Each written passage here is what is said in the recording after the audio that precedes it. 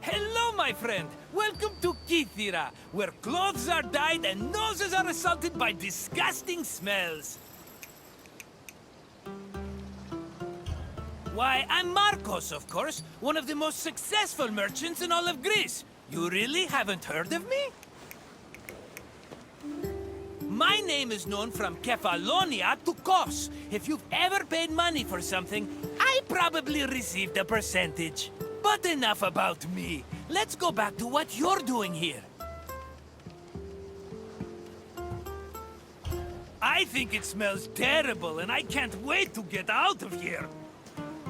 The colors are pretty, though.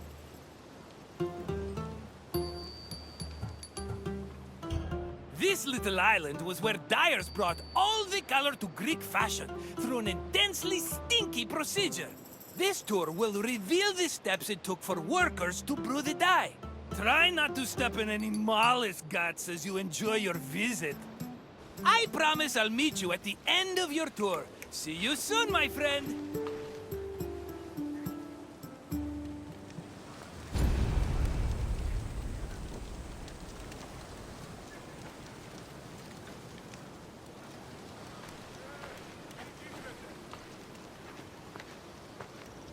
In Greece, fabric and clothing were colored using natural dyes from shellfish, insects, and plants. Skilled craftsmen across the Greek world extracted dyes from these sources and combined them with other substances to create a variety of colors.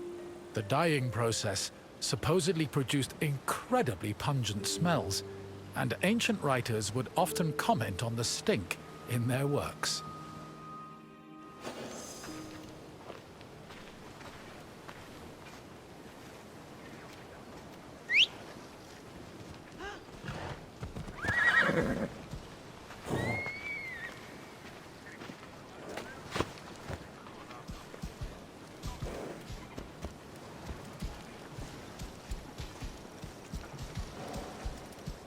Murex is the generic name for 3 species of mollusks that reside in the Mediterranean.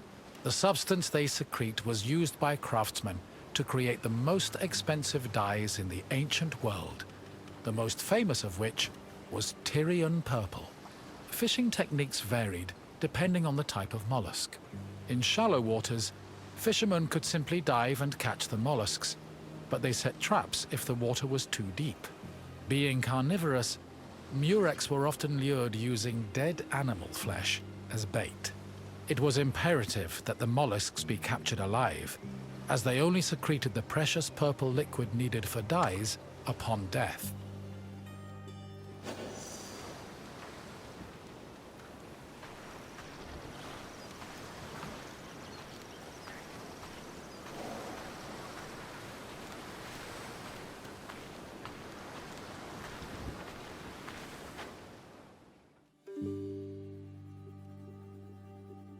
The purple liquid that made up most dyes came from a gland in the murex. To collect it, workers would either crack open the mollusk's shell with a knife, or if it was smaller, crush it with a stone. Each mollusk only produced a small amount of liquid, and thousands of them were needed to produce even a gram of the substance. Because of this, captured mollusks were usually kept alive in seawater-immersed baskets until enough had accumulated to produce a satisfactory amount of dye.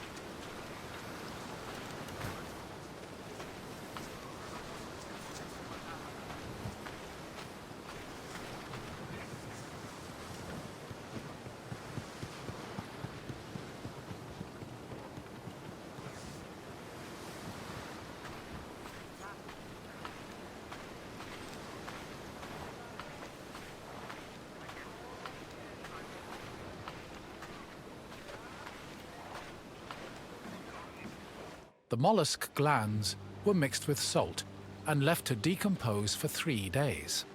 Afterwards, the resulting mash was placed in a vat, where it boiled until it was thickened and reduced to 1/16 of its original volume. The dyers stirred this mixture and removed any impurities. This process produced the foul odor so reviled by ancient writers.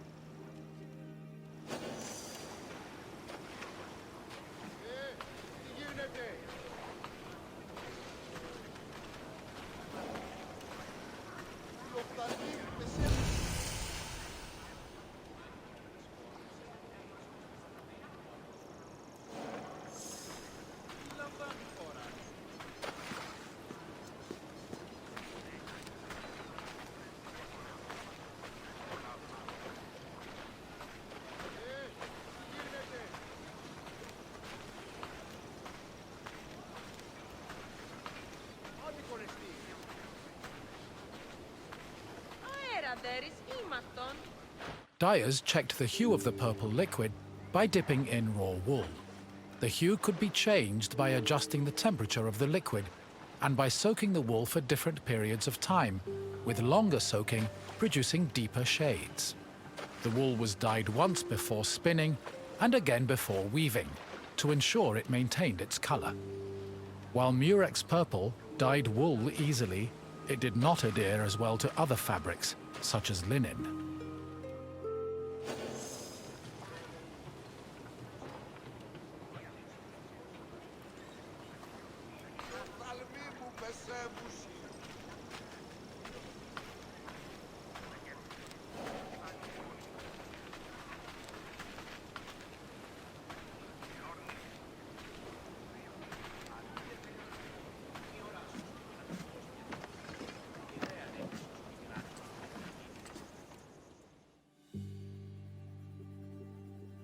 Most Greek garments were made from rectangular fabric that was rarely cut or sewn.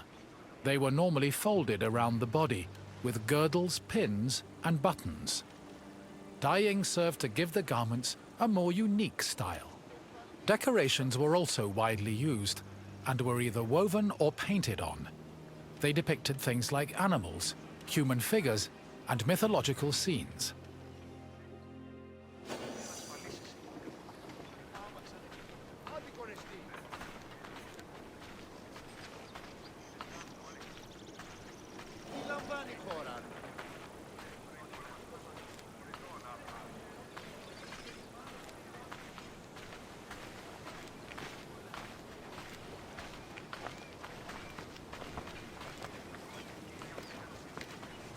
Φαντασία πλέον.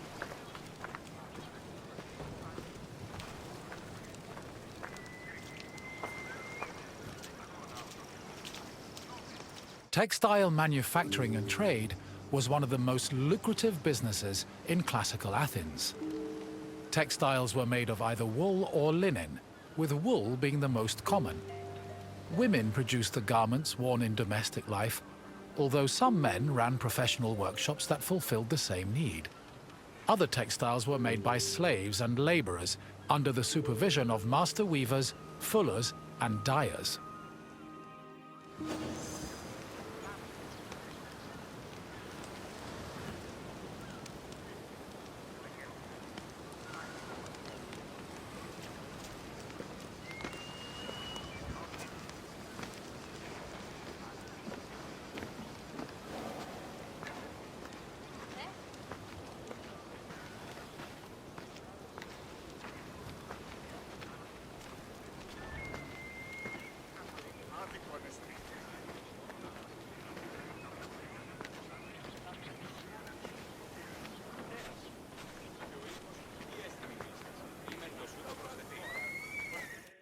Clothes didn't just keep people warm. They were used as a way to communicate social identities, like gender, status, and ethnicity. These could be expressed through garments and accessories, but also jewelry, hairstyles, perfumes, and cosmetics. Wealthy Greeks usually had garments of the highest quality, and all their accessories were decorated with gold, silver, or gemstones. Parasols and fans were also an important part of elite fashion, and were usually carried by accompanying slaves.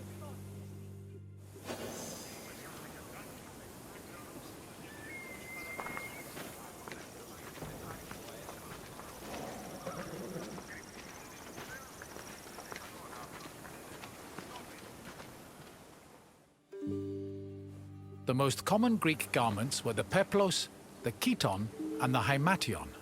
The peplos, typically worn by women, was a body-length cloth. It was folded back on itself and worn draped over the body and pinned over the shoulders. The chiton was a long garment with sleeves. Ankle-length chitones were normally worn by women, while men wore shorter versions of the garment. A hymation was a mantle that was worn over both the chiton and the peplos. Outside of daily life, there were also specialized clothes worn only in exceptional situations like weddings and religious ceremonies.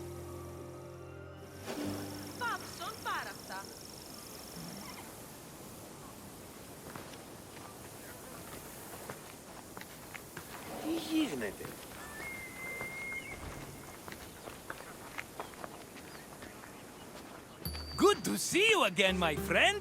I bet your clothes feel heavier now that you know how many mollusks were killed to dye them. But let's change the subject, yes? What else can I do for you? You've got it, my friend. Farewell for now.